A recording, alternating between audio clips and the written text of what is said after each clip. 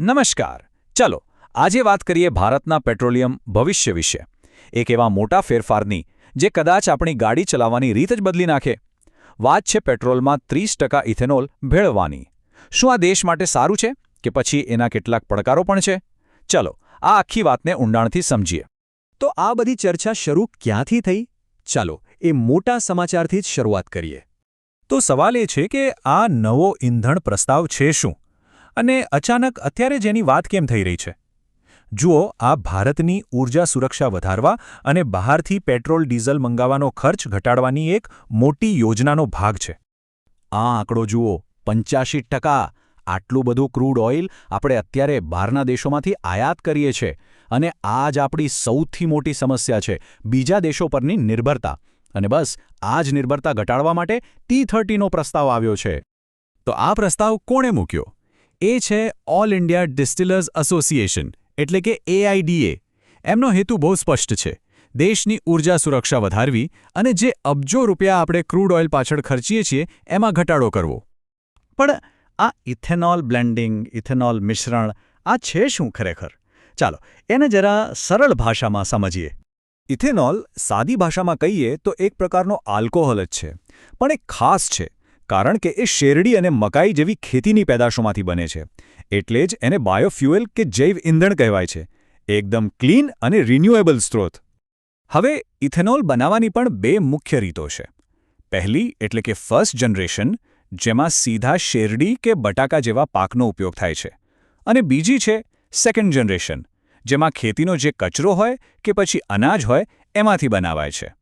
આ તફાવત બહુ જ જરૂરી છે, કારણ કે આગળ જતાં ખોરાક કે ઇંધણ એ ચર્ચામાં આ જ મુદ્દો મુખ્ય બનશે. અને જ્યારે આપણે E10, E20 કે હવે પ્રસ્તાવિત E30 કહીએ તો એનો મતલબ બહુ સીધો છે. E30 એટલે 30% ઇથેનોલ અને બાકીનું 70% પેટ્રોલ. બસ આટલું જ સરળ. આ કોઈ નવી વાત નથી. ભારતે આ સફર 2014માં જ શરૂ કરી દીધી હતી. ત્યારે તો માંડ 1-2% મિશ્રણ થતું હતું. પણ મજાની વાત એ છે કે E20 એટલે કે 20% મિશ્રણનો જે લક્ષ્યાંક હતો એ આપણે સમય કરતાં વહેલો જ પૂરો કરી દીધો છે. અને આ જ સફળતા E30 માટે એક મોટો આત્મવિશ્વાસ આપે છે. ઠીક છે, આ બધું તો સમજ્યા. પણ સવાલ એ છે કે આટલી બધી મહેનત કરવી શા માટે? આનાથી ફાયદો શું? ફાયદાઓની યાદી ખરેખર ઘણી લાંબી છે. સૌથી મોટો ફાયદો તો એ કે બહારથી તેલ ઓછું મંગાવવું પડશે, જેથી દેશના કરોડો રૂપિયા બચશે. પર્યાવરણ માટે પણ સારું છે, કારણ કે પ્રદૂષણ ઘટે છે. અને હા, સૌથી અગત્યનું, આનો સીધો ફાયદો આપણા ખેડૂતોને મળે છે, એમની આવક વધે છે અને ગામડાનું અર્થતંત્ર મજબૂત બને છે. અત્યારે પણ આપણે દર વર્ષે 4.5 કરોડ બેરલ ક્રૂડ ઓઇલની આયાત ઓછી કરી રહ્યા છીએ, ફક્ત આ ઇથેનોલ મિશ્રણને કારણે. હવે જરા વિચારો કે જો E30 લાગુ થાય તો આ બચત ક્યાં પહોંચશે? પણ જેમ દરેક સિક્કાની બે બાજુ હોય એમ આ પ્લાનના પણ કેટલાક પડકારો છે, અને એને નજરઅંદાજ ન કરી શકાય. જેમ કે જે જૂની ગાડીઓ છે એમાં માઇલેજ થોડી ઘટી શકે છે. એન્જિનના અમુક પાર્ટ્સને નુકસાન થવાની પણ શક્યતા છે. અને એક મોટો નૈતિક સવાલ પણ છે: જે અનાજનો ઉપયોગ ખોરાક માટે થાય છે એને ગાડી ચલાવવા માટે વાપરવો કેટલો યોગ્ય છે? આ સિવાય પણ બીજા ઘણા પડકારો છે. આખી વાતને આપણે બે દૃષ્ટિકોણથી જોઈ શકીએ. એક સામાન્ય વાહન ચાલક તરીકે, જેને કદાચ ઓછી માઇલેજની ચિંતા હોય, અને બીજી બાજુ એક દેશ તરીકે, જેના માટે ઊર્જા સુરક્ષા અને પર્યાવરણ સૌથી ઉપર છે. બંનેના ફાયદા અને નુકસાન પોતાની જગ્યાએ સાચા છે. તો ચાલો હવે જોઈએ કે આખી દુનિયામાં શું ચાલી રહ્યું છે અને ભારત આ રેસમાં ક્યાં ઊભું છે. જો આપણે બીજા દેશો સાથે સરખામણી કરીએ તો બ્રાઝિલ આ મામલે ચેમ્પિયન છે.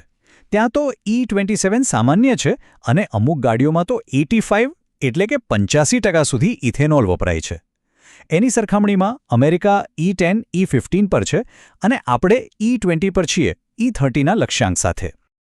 તો બ્રાઝિલ આ કેવી રીતે કરી શકે છે? જવાબ છે ફ્લેક્સ ફ્યુઅલ વાહનો.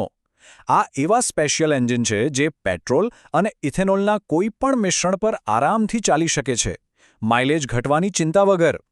ભવિષ્યમાં આ ટેકનોલોજી ભારતમાં પણ બહુ મહત્વની સાબિત થશે.